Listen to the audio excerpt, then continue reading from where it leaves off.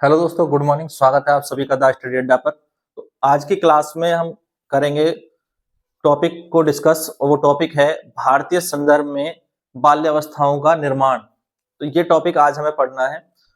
और इससे पहले जो टॉपिक हमने डिस्कस किया था वो था बाल्यावस्था की समझ के अंतर्गत। एक तो हमने पढ़ा इसकी संकल्पना के बारे में कि बाल्यावस्था की संकल्पनाएं क्या है, और दूसरा एक टॉपिक हम कवर कर चुके हैं इसी चैप्टर का, वो था कि बाल्यावस्था की क्या समानताएं हैं और बाल्यावस्था में क्या विविधताएं हैं। अलग अलग समाजों में जो बाल्यावस्था में समानताएं और विविधताएं देखी जा सकती हैं।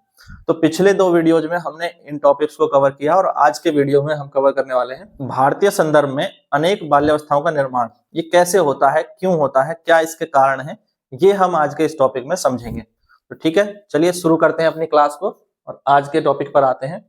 टॉपिक है भारतीय संदर्भ में अनेक बाल्यावस्थाओं का निर्माण। यानी भारत में बच्चे जो हैं, वो बाल्यावस्था में जो बच्चे हैं वो सभी जगह पर एक जैसे या एक समान रूप से विकसित नहीं होते हैं।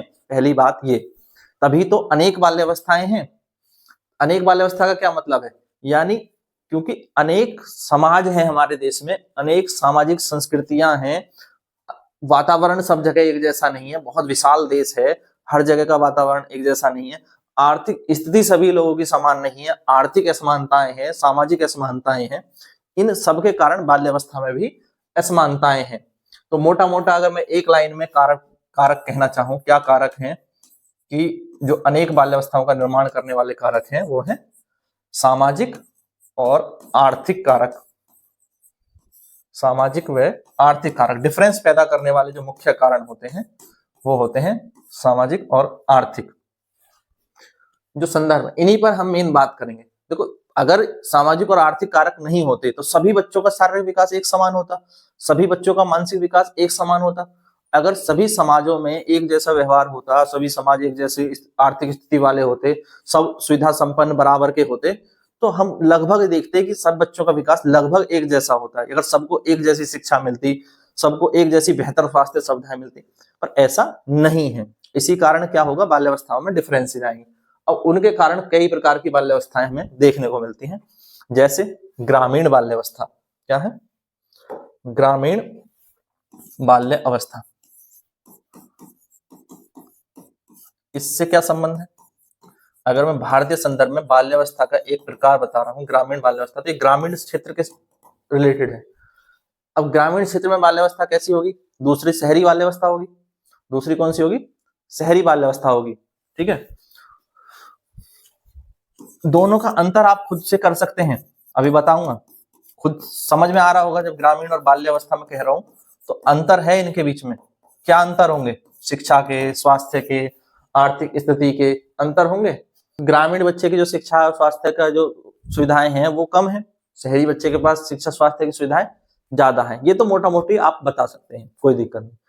अगर हम वैसे तुलना करें कि कौन बच्चे जो है घर के कामों में ज्यादा भाग लेते हैं, तो आप देखेंगे कि जो ग्रामीण बच्चे हैं इनकी जो घरेलू कार्य में सहभागिता है वो ज्यादा है।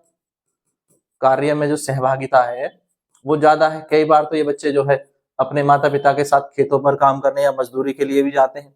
वैसे तो बाल श्रम मना है, पर देखा जाता है, अक्सर आप ग्रामीण परिवेश में देखें तो देखा जाता है बच्चे जो है खेतों पर काम करने के लिए या माता पिता के लिए साथ काम करने के लिए जाते हैं, आर्थिक स्थिति के कारण जाते हैं।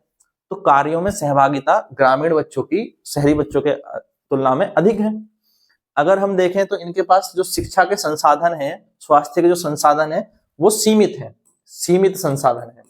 क्या है? सीमित संसाधन। शिक्षा और स्वास्थ्य की स्थिति इतनी बेहतर नहीं है।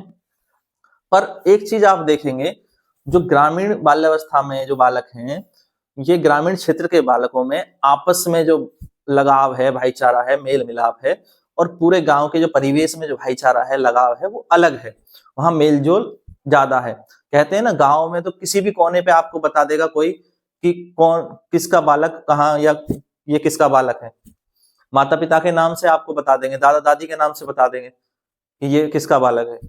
शहर में आप एक गली में भी नहीं पूछ सकते कि ये किसका बालक है, कोई जानता ही नहीं है। गाँव में इतनी निकटता होती है कि वो पूरा गाँव एक दूसरे को जानता है।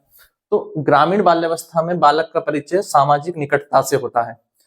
सामाजिक निकटता होती है गाँव में, और इसी का फर्क बाल्यावस्था पर पड़ता है। ठीक है, सामाजिक निकटता शब्द से याद रख लेंगे, बाकी चीजें आप खुद बना करके लिख सकते हैं। इंपॉर्टेंट जो पॉइंट है उस पर मैं बात कर रहा हूँ।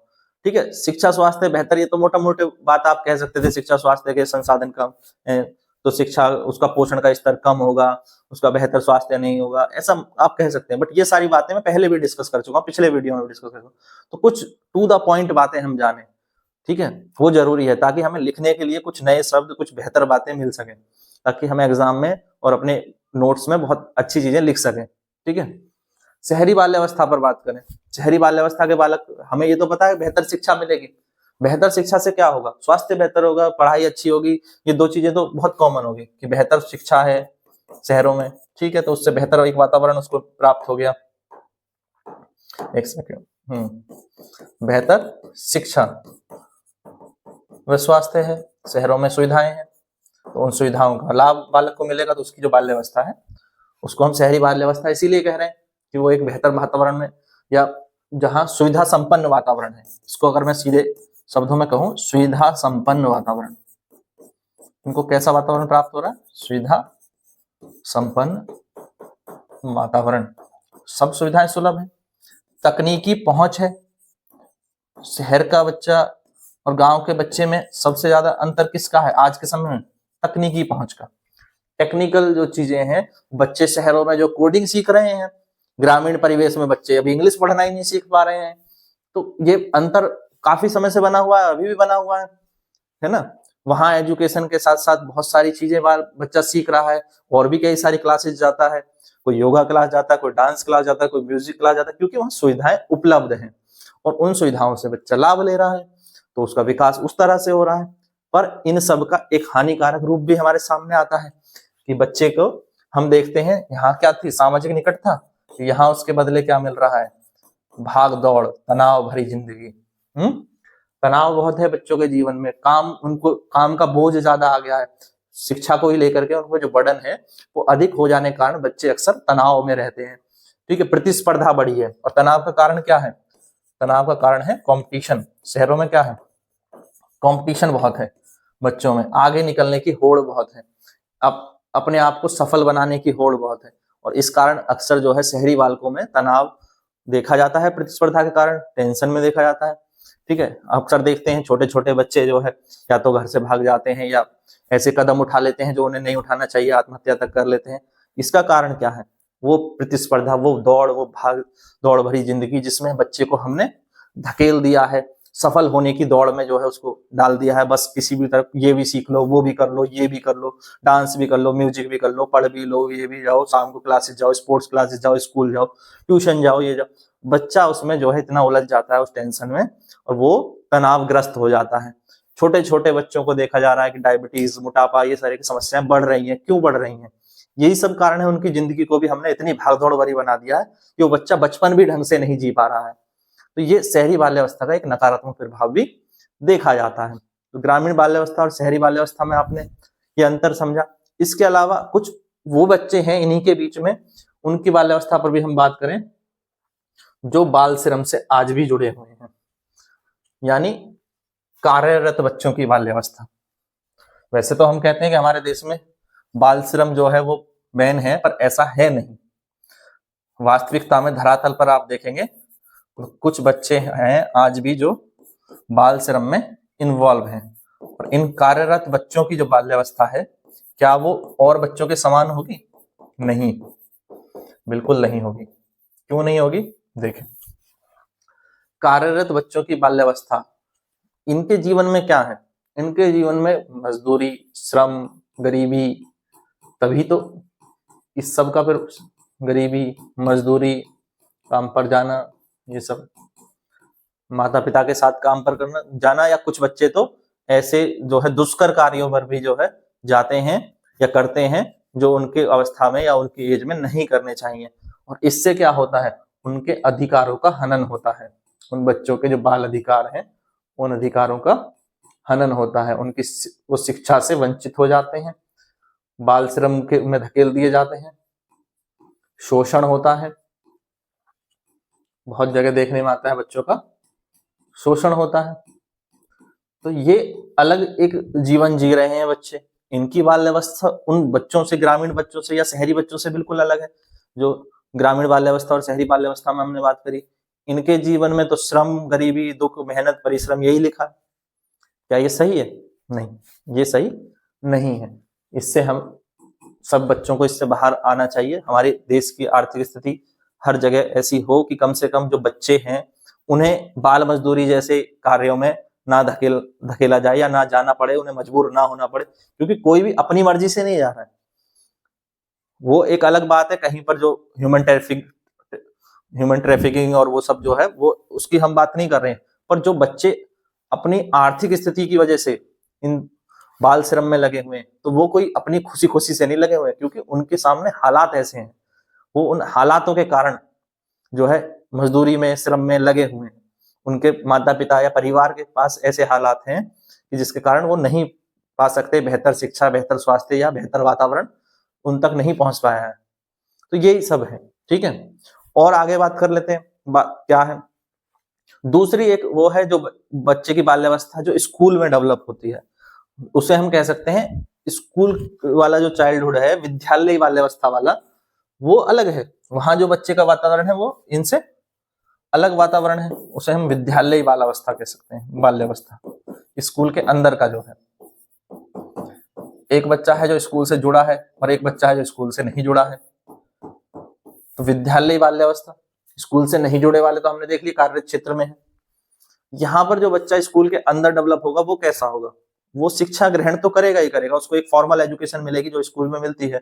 साथ ही साथ उसमें जो है बहुत सारी चीजों का डेवलपमेंट होता है, नैतिकता का विकास होता है, स्कूल अनुशासन सिखाता है, स्कूल से बच्चा नियमों का पालन करना सीखता है, ठीक है। उसमें एक नियमित दिनचर्या उसकी जो है निर्धारित हो जाती है, वो एक उस हिसाब से जो है ढल जाता है। तो स्कूल क्या करता है, बच्चे को सिर्फ एजुकेशन नहीं देता, नियम और अनुशासन का पालन करना भी सिखाता है और इसके अंतर्गत उसका विकास होता है। तो विद्यालय बाल्यावस्था किसमें चलती है? ये औपचारिक शिक्षा के साथ साथ, औपचारिक शिक्षा तो विद्यालय में है ही, उसके साथ साथ बच्चों में नियम व अनुशासन के अंतर्गत विकास देखा जाता है। नियम व अनुशासन के अंतर्गत विकास, तो ये बाल्यावस्था जो नियम और अनुशासन के अंतर्गत विकास वाली है, ये बाकी से अलग हुई। एक बच्चा है स्वच्छंद रूप से कार्य करता है, सीखेगा वो भी स्वच्छंद रूप से कार्य करता है, पर उस पर कोई नियम या अनुशासन के बंधन नहीं है, वो मुक्त रूप से सीख रहा है, वो भी सीख सकता है, ठीक है। जिसे हम कहते हैं प्रकृति के द्वारा, प्रकृतिवादी जो मनोवैज्ञानिक है रूसो वगैरह ने कहा बच्चे को जो है स्वतंत्र रूप से सीखना चाहिए, प्रकृति से सीखना चाहिए। एक बच्चा जो विद्यालय में सीख रहा है वो प्रकृति से भी सीख रहा है, पर वो नियम और अनुशासन के दायरे में भी सीख रहा है और उसका वो विकास, इसी को हम विद्यालय बाल्यावस्था कह रहे हैं। फिर एक पॉइंट हमारा हो सकता है जो वंचित वर्ग के बच्चे हैं। वैसे मैंने ग्रामीण बाल्यावस्था भी कवर की, तो उसमें सारे वंचित वर्ग नहीं, पर वो गांव के परिवेश की बात हो रही है। कमजोर या कार्यरत बच्चों की बात की तो जो वर्किंग है, बट कुछ ऐसे भी बच्चे हैं जिनके परिवार जो है वो वंचित वर्ग से जुड़े हैं, वर्किंग नहीं हो, स्कूल जा रहे हैं, शिक्षा ले रहे हैं, पर उन्हें भेदभाव झेलना पड़ता है, सामाजिक भेदभाव फिर भी झेलना पड़ता है। क्यों? क्योंकि वो ऐसे समाज से आते हैं जो पिछले काफी समय से जो है पीढ़ियों से उनके प्रति जो रवैया है वो क्या रहा है, नकारात्मक रहा है, या उनके साथ भेदभाव हुआ है, और जाति के आधार पर या वर्ग के आधार पर भेदभाव जो हुआ है, जो अभी भी देखा जाता है, इसको हम कहेंगे वंचित वर्गों की वाले बालकों की बाल्यावस्था। वंचित वर्ग के बालकों की बाल्यावस्था ये अलग है, पहले जो हमने 3 डिस्कस किए उनसे। वंचित वर्ग के बालकों की बाल्यावस्था, अगर हम भारत के संदर्भ में इसकी बात ना करें तो क्या ये टॉपिक पूर्ण होता? नहीं हो, क्योंकि हमारे यहाँ वर्ग, जाति और लिंग के विभेद अभी भी हैं, दशकों से, सदियों से हैं, और इसका असर बालकों की बाल्यावस्था पर पड़ता ही है। ऐसा नहीं कह सकते कि आप इसका असर बच्चों के बचपन पे नहीं पड़ता है, बिल्कुल पड़ता है। कैसे पड़ता है? कि बच्चों को बचपन से ही सामाजिक भेदभाव झेलना पड़ता है। वंचित वर्गों से आने वाले बच्चों को बचपन से ही सामाजिक भेदभाव झेलना पड़ता है। आप अक्सर देखेंगे कि कई जगह जो है इस तरह की घटनाएं हो जाती हैं, जहां उन बच्चों को एक साथ, अगर स्कूल के परिवेश में भी मैं बात करूं तो एक ही जगह पर पानी पीने से वंचित कर दिया जाएगा, जहां जो है उच्च वर्ग के बच्चे पानी पिएंगे या निम्न वर्ग के, या जो शिक्षक हैं वो उनको अलग उसमें बैठा रहे हैं, जो कि नहीं करना चाहिए। उनको अलग पंक्ति में बैठाना या अलग कमरे में बैठाना या अलग जो है, तो ये सब जो चीजें हैं ये नहीं होनी चाहिए, पर देखा जाता है क्योंकि अभी ये सच्चाई है, तो इसलिए हमें इसको पढ़ना है, समझना है। जो वंचित समुदाय है, वंचित वर्ग है, उनके बच्चों की बाल्यावस्था क्यों अलग हो रही है? सामाजिक भेदभाव के कारण अलग हो रही है। दूसरा, अगर हम सुविधाओं की भी देखें तो सुविधाओं की कमी है, संसाधन का अभाव और आर्थिक असमानताएं हैं कई, और वही संसाधनों का अभाव और आर्थिक असमानताएं भी यहाँ पर अक्सर अधिक देखी जाती हैं। संसाधन का अभाव, एक सेकंड, ये आप लिख लेंगे, संसाधन का अभाव, और इसके कारण जो है बाल्यावस्था पर प्रभाव है। और दूसरा, आर्थिक असमानता, ये भी जो है काफी एक बड़ा फैक्टर है, जिसके कारण जो है अलग अलग जगहों पर जो बाल्यावस्था है वो अलग अलग है। ठीक है, तो हमने ये देखा कि जो बहुत सारे विभेद हैं ये कुल मिलाकर अनेक प्रकार की बाल्यावस्थाओं के निर्माण कर रहे हैं। यही हमारा टॉपिक है कि भारतीय संदर्भ में अनेक बाल्यावस्थाओं का निर्माण किससे हो रहा है। अब इसके पीछे, अगर शुरुआत में मैंने बताया सामाजिक और आर्थिक कारक है, उनको हमने अलग अलग भी समझा, कैसे कैसे अलग अलग बाल्यावस्थाएं हो सकती हैं।